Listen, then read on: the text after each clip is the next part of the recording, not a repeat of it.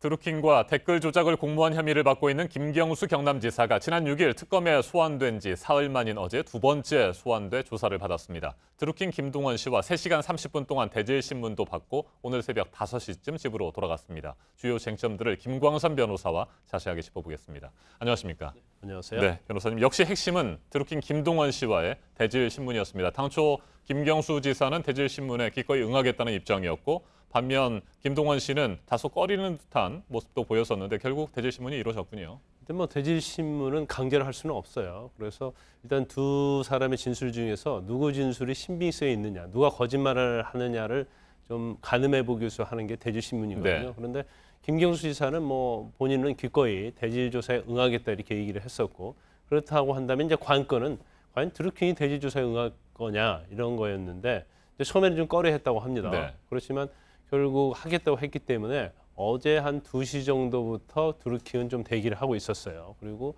저녁 한 8시 저녁을 먹고 나서 8시 반부터 이제 대지를 하려고 했었는데 아마 김경수 지사에 대한 조사가 좀 늦어진 걸로 보입니다. 그래서 10시가 넘은 시간에 이제 조사를 하기 시작했죠. 거의 한 3시간 30분 조사를 했습니다. 그런데 네. 의외로 뭐 대질 신문 시간이 그렇게 길었다고 볼 수는 없어요. 왜냐하면 쟁점 자체는 뭐 댓글과 관련된 특히 뭐 킹크랩 시연이랄지 이런 여러 문제가 걸쳐 있는데 3시간 반 정도 됐다는 것은 이미 핵심 사항만 특검에서 미리 정해놓고 그 부분에 대해서만 이제 대질 조사를 한 것으로 보입니다. 네, 대질신문은 한 방에서 검사가 앉아 있고 그 맞은편에 드루킹 김동원 씨 그리고 김경수 경남지사가 나란히 앉아서 이렇게 조사를 받는 방식이었겠죠? 그렇죠. 뭐 나란히 앉아 있느냐 네. 아니면 서로 마주보고 앉아 있느냐 이제 그 부분에서 많이 궁금하시는 것 같은데 이제 검사가 있고요. 그 앞에 책상이 있습니다. 그리고 건너편에 김경수 지사, 드루킹이 있죠. 그리고 서로 나란히 앉아서 검사의 질문에 대답을 하고 또 어느 한쪽의 질문에 대해서 서로 다른 경우에는 또 드루킹에 대해서 질문을 하고 이제 그런 방식대로 계속 돌아가면서 하는 건데 이제 대질신문의 효과는 그런 거예요. 예를 들어서 지금 가장 큰 쟁점은 킹크랩 시연을 받느냐 네. 안 받느냐 그렇잖아요. 그렇지만 김경수 지사 측에서는 킹크랩 시연을 본 적이 없다 그렇게 얘기를 하면 드루킹 입장에서는 예를 들어서 뭐 그 자리에 있었고 그때 그 자리에서 이런 얘기도 했지 않습니까? 그리고 누구하고 어떤 얘기를 했고 물도 마셨고 그러면서 그 당시 이제 구체적으로 얘기를 하는 거예요. 그러면 거기에 대해서 아니 내가 그런 적이 있느냐? 나는 네. 어느 시점에서 이미 그 방에서 나갔겠고 킹크랩에 대해서 나한테 보여준 적이 없지 않느냐? 이런 식으로 서로 이제 공방을 하면서 대질신문이 진행이 되는 거죠. 네.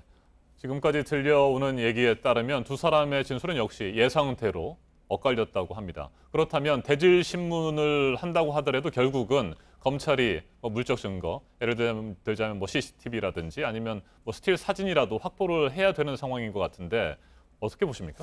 일반적으로 대질신문은요.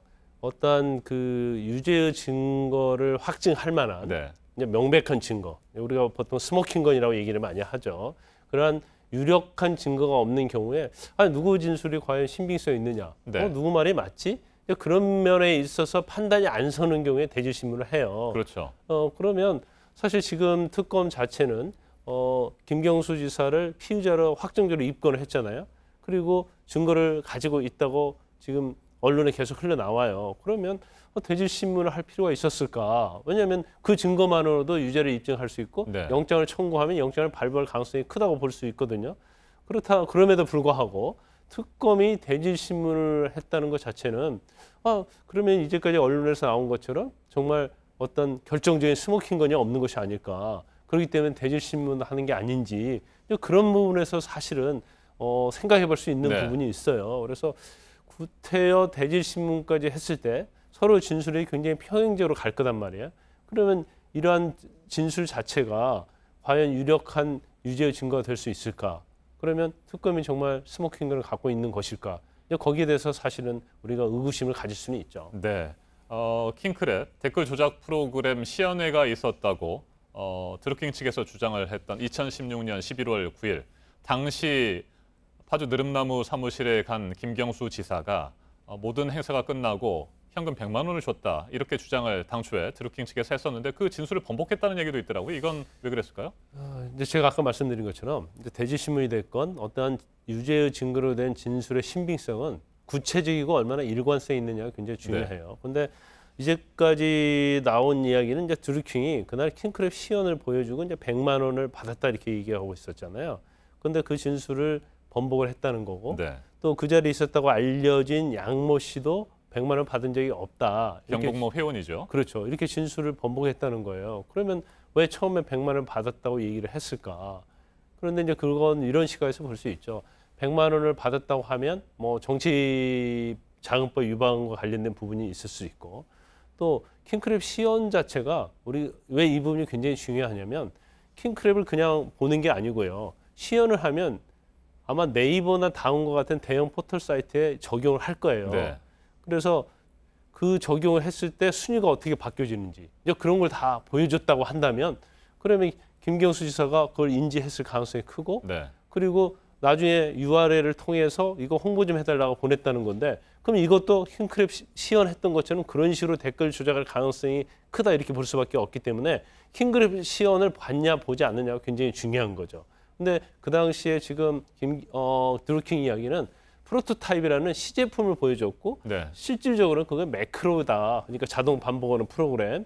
그런데 돈을 받았다고 하면 그것은 뭔가 대가, 향후에 앞으로 잘해달라는 대가로 준 것이지 않느냐. 그래서 돈을 줬다고 한다면 김경수 지사에게 좀 불리한 요소가 있어요. 그런데 돈을 받은 적이 없다고 했기 때문에 그 부분에 대해서는 김경수 지사에게 좀 유리한 측면이고 그리고 드루킹이랄지 드루킹 일당대 진술 자체가 번복을 했기 때문에 이건 일관성이 좀 없습니다. 그래서 신빙성에 있어서 이런 부분은 드루킹 진술에 있어서 어떤 이게 진실이냐에 대해서는 오히려 마이너스 요인이 될 수 있는 거죠. 네, 김경수 지사에 대한 2차례 소환 조사가 끝났고 대질 신문까지 이루어졌습니다. 이제 관심은 구속영장 청구 여부입니다. 어떻게 보십니까? 저는 개인적으로 볼 때는 일단 김경수 지사를 피의자로 단호하게 입건했잖아요. 특검에서. 그리고 증거가 확실하다고 이렇게 말을 하고 있어요. 그러면 드루킹은 지금 댓글과 관련된 걸로 구속돼 있잖아요. 네. 그러면 형평성에 관한 문제. 그리고 이게 드루킹 특검이단 말이에요. 그래서 성과를 내기 위해서도 특검은 구속영장 청구를 할 것이다 봐요. 하지만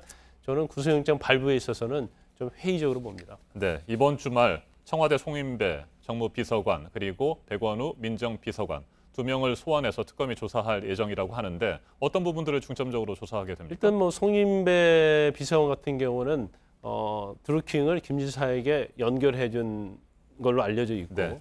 또 백원호 비서관 같은 경우에는 도모 변호사 그러니까 오사카 총영사로 추천받던 도모 변호사를 만난 적이 있기 때문에 아마 뭐 조사를 안 할 수는 없을 거예요. 그런데 개인적으로 볼 때는 일단 김경수 지사를 조사를 했기 때문에 거의 수사는 마무리가 돼가고 있다고 보고요.